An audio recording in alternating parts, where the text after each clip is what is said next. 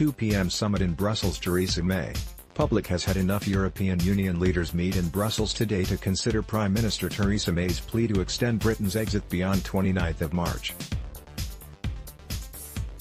Mrs. May has asked the EU to postpone Brexit until 30 after accepting that departure by next week's self-imposed deadline was now off the table.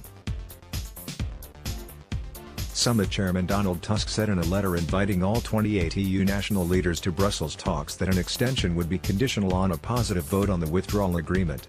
All 28 EU leaders meet in Brussels at 2 p.m. today and will hear an address from Mrs. May. A final decision is not expected today.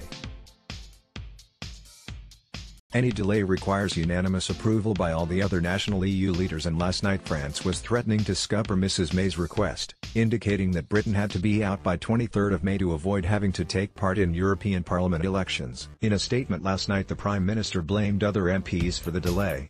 "It is now time for MPs to decide," May said, speaking in Downing Street. "You want us to get on with it, and that is what I am determined to do." In addition to the two major parliamentary defeats, Mrs. May also had her hand forced by Parliament ruling out a no-deal exit. "Of this I am absolutely sure. You, the public, have had enough," she said. "You are tired of the infighting, tired of the political games and the arcane procedural rows, tired of MPs talking about nothing else but Brexit when you have real concerns about our children's schools, our national health service, knife crime," she said. "You want this stage of the Brexit process to be over and done with. I agree. I am on your side." House of Commons Speaker John Bercow derailed the government's plans on Monday when he used an ancient parliamentary rule to stop it bringing its motion back to the chamber unchanged, after it was rejected by 230 votes in January, and 149 last week. Earlier in the day, Labour leader Jeremy Corbyn called for Mrs. May to form a cross-party consensus. He was invited to a meeting on Wednesday at Downing Street but left when he discovered former Labour MP Chuka Umunna of the Breakaway Independent Group was also present. Mr. Corbyn said, "The Prime Minister has shown tonight she is in complete denial about the scale of the crisis we are facing and unable to offer the leadership the country needs to continue to bring back her damaging and twice rejected deal without significant changes, while threatening a no-deal outcome ruled out by MPs, is unacceptable and reckless.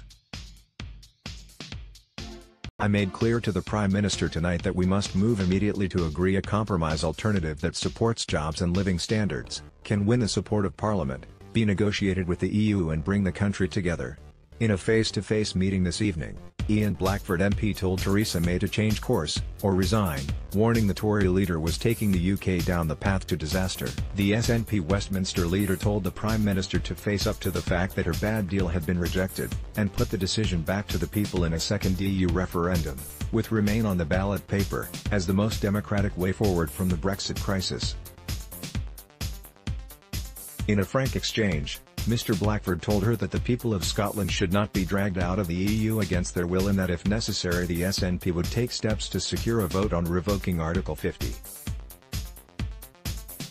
Ahead of meeting with the Prime Minister, Ian Blackford, SNP, Vince Cable, Lib Dem, Liz Saville-Roberts, Plaid Cymru, and Caroline Lucas, Green, released a statement which said, "We agree that the House of Commons must formulate a plan that will give the EU Council the confidence to agree a longer extension beyond 30 June, so that by the end of next week legislation can be in place to prevent a no-deal exit.